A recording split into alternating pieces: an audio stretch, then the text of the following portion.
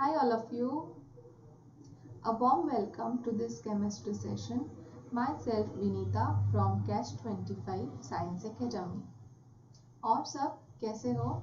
So today we are going to start with another chapter, that is states of matter. So as we done for some basic concepts of chemistry, only MCQ solving, यहाँ पे भी हम लोग सिर्फ MCQ solve करेंगे by focusing MHCT 2021. So my today's video is on Boyle's law and Charles law from chapter states of matter. तो starting में मैं थोड़ा तुम लोग को लॉज का एकदम शॉर्ट समरी दे दूंगी एंड देन हम लोग वो लॉज के एमसीक्यू सॉल्व करेंगे. सो लेट्स स्टार्ट. सो फर्स्ट हम लोग स्टार्ट करेंगे बॉयल्स लॉ. ओके, तो बॉयल्स लॉ क्या बताता है? At constant temperature, at constant temperature, pressure is inversely proportional to volume. Pressure क्या होता है? Inversely proportional to volume होता है. So what do you mean by inversely proportional? When pressure increases, volume decreases and vice versa. अब directly proportional का sign निकल के equal to का साइन आएगा तो कुछ तो कांस्टेंट आएगा इनटू 1/v. तो इसको मैं PV that is equal to constant ऐसा भी लिख सकती हूँ. Okay, now similarly I can write this equation as P1V1 that is equal to P2V2. और ये equations पे अपने को क्या करने हैं? बहुत सारे न्यूमेरिकल सॉल्व करने हैं. ठीक है, तो पहले तो तुम लोग को याद क्या रखना है? At constant temperature pressure is inversely proportional to volume. PV is equal to constant. Now PV is equal to constant यानी तुम प्रेशर कितना भी इंक्रीज करो, PV is going to be constant. It is not going to change. and इसीलिए हम लोग इसको कैसे लिख सकते हैं? P1V1 equal to P2V2. अब नेक्स्ट है graphical representation of Boyle's law. तो इसके 3 ग्राफ्स है. PV क्या रिलेशन है? Inversely proportional. तो ग्राफ कैसे आता है? ऐसा कर्व में. ओके, एंड ये जो एंटायर ग्राफ ड्रॉ किया गया है, it is drawn at constant temperature. So this graph is known as isotherm. Next graph PV versus P. P को कितना भी इंक्रीज करो, PV कांस्टेंट रहेगा. तो इसका ग्राफ कैसे आएगा? Straight line. It will be a straight line. Again this is an isotherm. This entire graph is drawn at constant temperature. Third graph P and 1/v. So P is inversely proportional to volume but it is directly proportional to 1/v. Reciprocal of volume से directly proportional है. तो graph कैसा आएगा? And this graph is also isotherm. तो ये summary है Boyle's law का. ये चीजें तुम लोग को याद रखनी है और यही कॉन्सेप्ट पे तुम्हारे क्वेश्चंस होते हैं सीटी में. Okay, so let's start with some MCQs. First MCQ question पढ़ो. क्या बोला है? If pressure volume temperature represents pressure volume and temperature PVT. P for pressure, V for volume, T for temperature. Pressure, volume, temperature of gas. Correct representation of Boyle's law is. तो सबसे पहले Boyle's law पे क्या होता है? What is the Boyle's law? It is at constant temperature, pressure is inversely proportional to volume. Correct? तो pressure inversely proportional to volume लिखो या फिर volume inversely proportional to pressure लिखो, one and the same thing. So ये कहाँ पे है ऐसा? It is in C option. So इसका आंसर क्या है? C. Okay, next. Which of the following graph represent Boyle's law? So pressure and volume, first A option देखो, pressure and volume, pressure and volume is inversely proportional, तो कैसा graph आता है, curve आता है, so this is wrong. B option देखो, B option में क्या बोला है, pressure is increasing but PV is constant, so this is correct. Okay, so इसका आंसर क्या है, बी है। सी जस्ट कुछ पॉइंट्स याद रखने से MCQs with in second solve हो रहे हैं। Slope of the plot between PV and P at constant temperature is, क्या है, PV and P कैसा ग्राफ है, प्रेशर कितना भी इंक्रीज होने दो PV कांस्टेंट रहेगा। सो ये कांस्टेंट है, इसका मतलब क्या है, स्लोप क्या है इसका, जीरो ना, so slope is what, zero. Next देखो क्या बोला है, if 20 centimetre cube gas at 1 atmosphere is expanded, gas क्या हो रहा है, एक्सपांड हो रहा है to 50 centimetre cube at constant temperature, अभी यहाँ पे कांस्टेंट टेम्परेचर आया, इसका मतलब क्या है, यहाँ पे अपने को बॉयल्स लॉ के अकॉर्डिंग सोचना है। Then what is the final pressure, तो मैं सबसे पहले गिवन डेटा लिख देती हूँ, V1 दिया है 20 सेंटीमीटर क्यूब एंड P1 दिया है 1 atmosphere.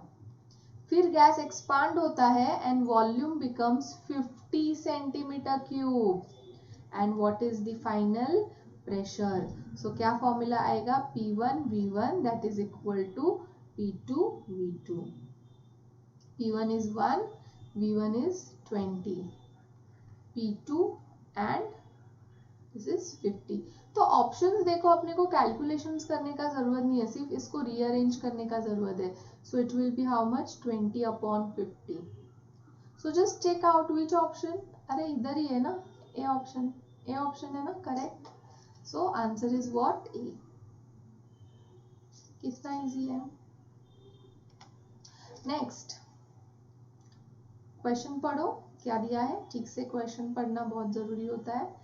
At 25 degree Celsius and 730 mm pressure, 380 ml of dry oxygen was collected. If temperature is constant, what volume will oxygen occupy at 760 mm pressure? So let's start.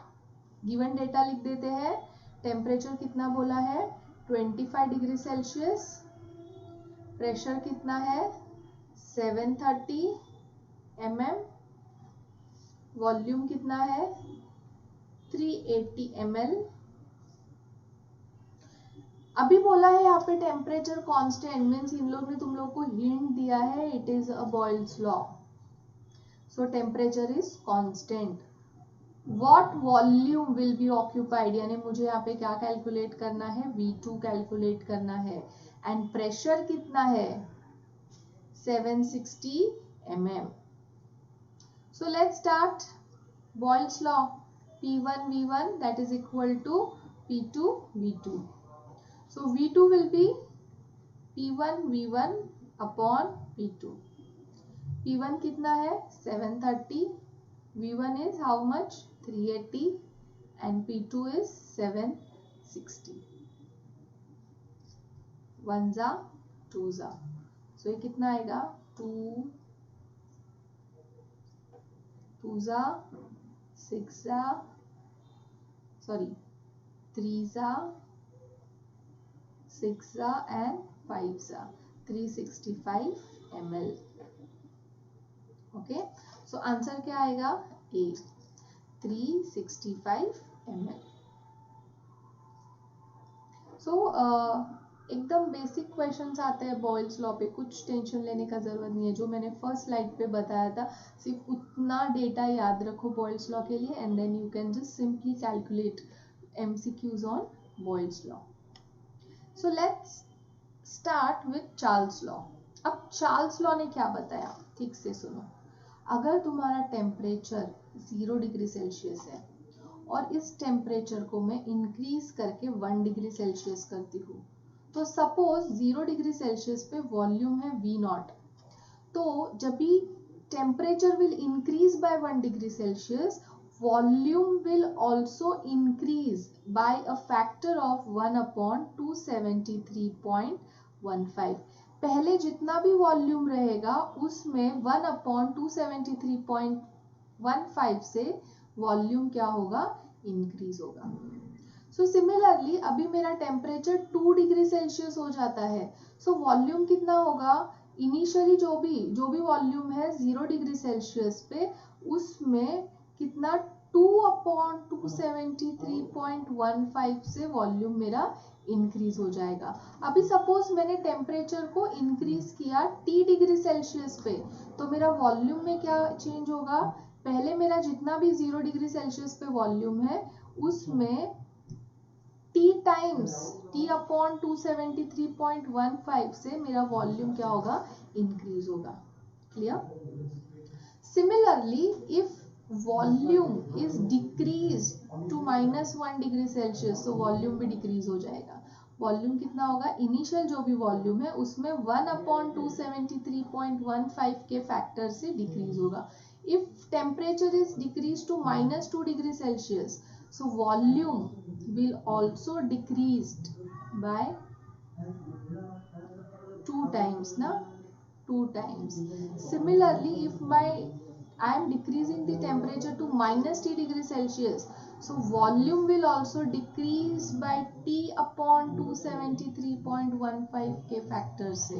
Okay, सो अगर temperature increase हो रहा है तो volume भी increase हो रहा है, temperature decrease हो रहा है तो वॉल्यूम भी डिक्रीज हो रहा है। और ये सब कभी होता है, when pressure is constant, at constant pressure. So Charles law का स्टेटमेंट क्या है, at constant pressure volume is directly proportional to temperature. Volume is directly proportional to temperature. Directly proportional का साइन निकल के इक्वल टू का sign आता है तो कुछ तो कांस्टेंट आएगा। सो मैं इसको ऐसा लिख सकती हूँ, V/T that is equal to constant. V/T is constant. So ये इक्वेशन को मैं V1/T1 that is equal to V2/T2 ऐसा भी रिप्रेजेंट कर सकती हूँ। Okay, so you have to remember this relations.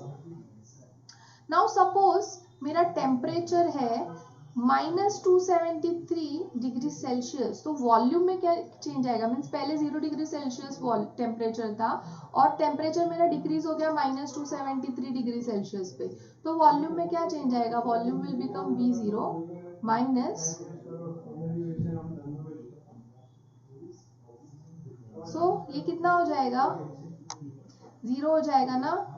So this temperature is known as absolute zero temperature. Temperature of -273.15 degree Celsius or 0 Kelvin is known as absolute zero temperature, because at this temperature gas phase does not exist. Volume कैसे zero हो सकता है, how volume can be zero?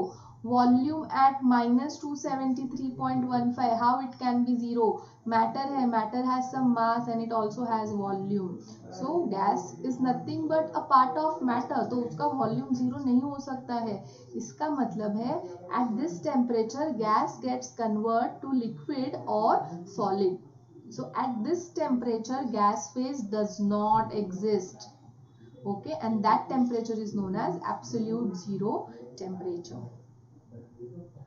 Okay, अभी suppose तुम लोग temperature ले लो 273, positive 273 ले लो, तो वॉल्यूम कितना आएगा, वॉल्यूम, ये सिर्फ प्लस हो जाएगा ना यहाँ पे, सो it will become how much, it will become 2V0।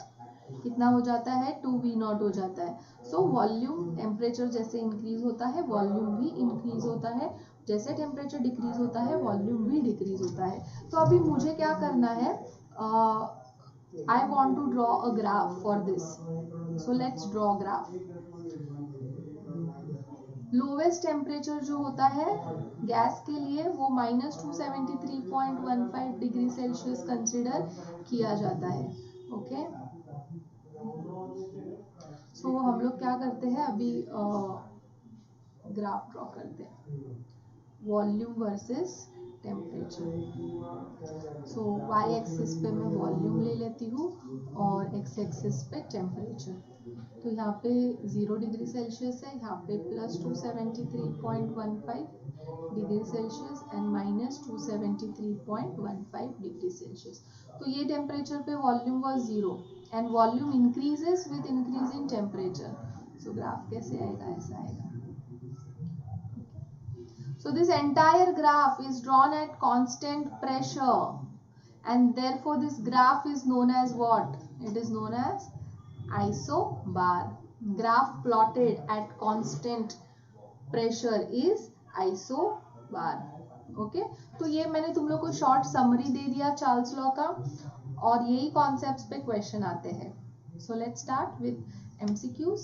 So first MCQ है, the temperature of a certain mass of a gas was increased from 29 degree Celsius to 30 degree Celsius। यानी यहाँ पे क्या हुआ है, 1 डिग्री से इंक्रीज हुआ है temperature at constant pressure. Means अपने को चार्ल्स लॉ यहाँ पे यूज करना है। Volume of gas will be, it will remain same, no, wrong, will decrease. अगर टेम्परेचर इंक्रीज हो रहा है, how it can decrease, it will increase by this factor of its volume at 273 Kelvin.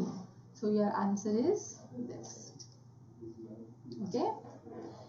Next question. Which of the following expression at constant pressure represent Charles law? क्या है Charles law? Volume is directly proportional to temperature at constant pressure.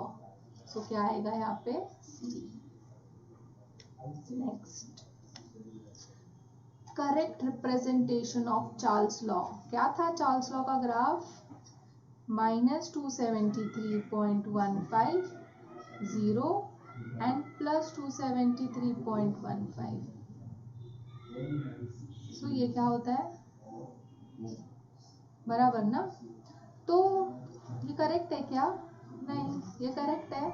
नहीं। अब ये दोनों में तुम लोग confuse हो गए कौन सा आएगा, बट ये 0 डिग्री सेल्सियस पे ओरिजिन पे है क्या ग्राफ? नहीं है ना।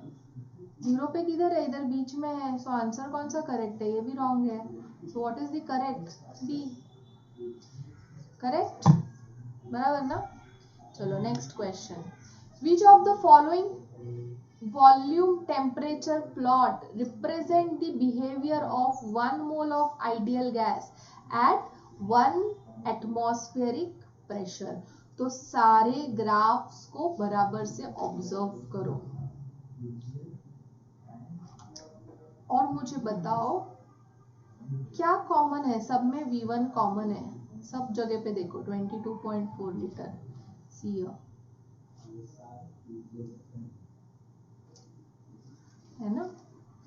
T1 273 केल्विन, सब जगह पे देखो 273। फिर क्या कॉमन है? T2 कॉमन है 373।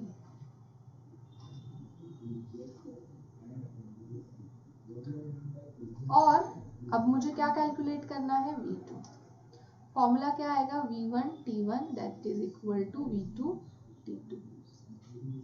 सो 22.4 upon 273 that is equal to V2 मुझे कैलकुलेट करना है and this is 373। So V2 कितना होगा मेरा? 22.4 इंटू 373 डिवाइड बाय 273। सो इसको कैलकुलेशन करो, you will get answer as 30.6। कोई भी कैलकुलेटर यूज नहीं करेगा। You will do calcy, you will not use calcy because it's not allowed in boards as well as CT. तो तुम लोग क्या कर सकते हो? पॉज करो video and then you can cross check your answer with my answers. Okay, तो यहाँ पे 30.6 आया आंसर, यानी मेरा करेक्ट आंसर क्या है? सी। इजी ना। नेक्स्ट सम करें। If V naught is the volume of a given mass of a gas at 373 Kelvin at a constant pressure, then according to Charles' law, the volume at 10 degrees Celsius will be. So 0 degree Celsius पे कितना है V naught।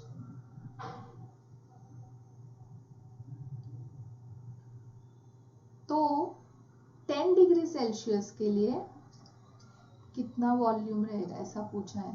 तो मुझे अभी क्या करना है, 10 degree Celsius से टेम्परेचर इंक्रीज हुआ, सो V10 will be V not plus 10 upon 273.15 V not. अभी इधर तुम लोग देख सकते हो इन लोगों ने 0.15 नहीं लिया है, बट मुझे आदत हो गया है वो 1.15 लेने का, तो इसीलिए मैंने वो लिया है। अब इसको मैं क्या करती हूँ, V नॉट को कॉमन ले लेती हूँ, सो इट विल बिकम 1 प्लस 10 273.15। तो ये क्या हो जाएगा, V नॉट इंटू 283.15 अपॉन 273.15। तो कौन सा ऑप्शन आया मुझे answer, B. Okay, it is D. Next question. 500 ml of nitrogen at 27 degrees Celsius is cooled to -5 degrees Celsius at same pressure. The new volume becomes. So write down the given data। क्या दिया हुआ है, V1 is 500 ml और temperature कितना है 300 Kelvin। Now we have to calculate the new volume। और T2 कितना है, -5 डिग्री सेल्सियस, मीन्स -5 प्लस 273 कितना होगा 268 Kelvin। So V1 T1 that is equal to V2 T2। So V2 will be how much, V1 T1 into T2। Substitute कर लो values, 500 upon 300 into 268 कितना होगा, what will be the answer. करो calculate करो, pause करो video और calculation करो और मेरे साथ आंसर्स चेक करो। सो इट विल बी 446.6 ml। हो रहे हैं ना question solve. So please like, share and subscribe our channel Catch25 science academy. वैसे मेरा अगर कोई वीडियो फर्स्ट टाइम देख रहा है तो लेट मी टेल यू कि some basic concept of chemistry का भी सेम पैटर्न में 4 वीडियोस ऑलरेडी अपलोड हो गए हैं यूट्यूब पे, so you can also go and see that videos. And अगर तुम लोग ने अब तक सब्सक्राइब नहीं किया है तो subscribe our channel, so that तुम लोग को क्या होगा, हर एक अपलोड का नोटिफिकेशन आते रहेगा। Let's move on to next question. Write down, not write down, first read the question carefully and then write down the data।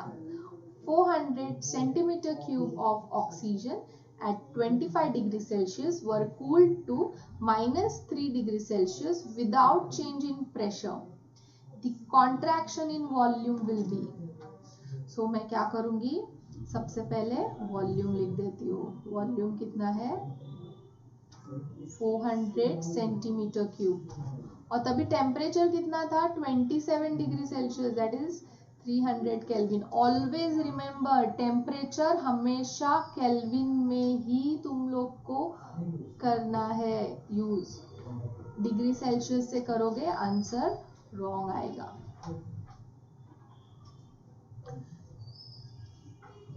Next contraction पूछा है कितना हुआ है, तो मुझे पहले V2 कैलकुलेट करना पड़ेगा एंड T2 कितना दिया है 270 kelvin.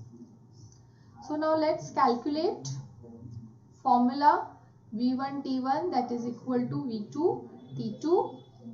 So V2 is equal to V1 T1 into T2. Substitute करते हैं 400 upon 300 into 270.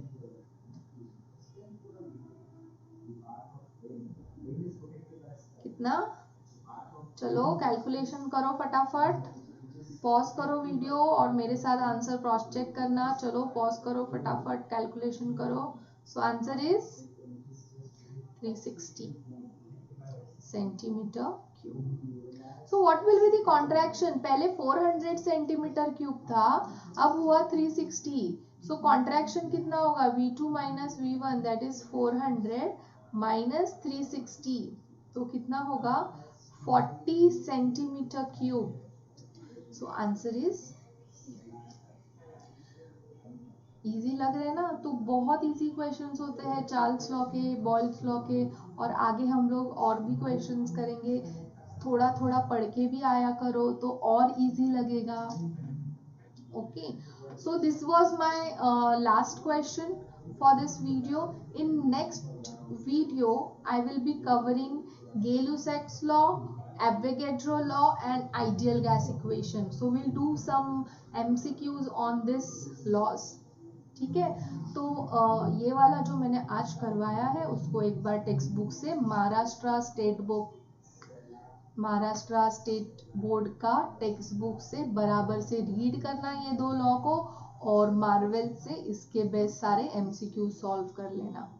ठीक है, सो वंस अगेन समझ में आया वीडियो तो लाइक करो, शेयर करो and please subscribe our channel to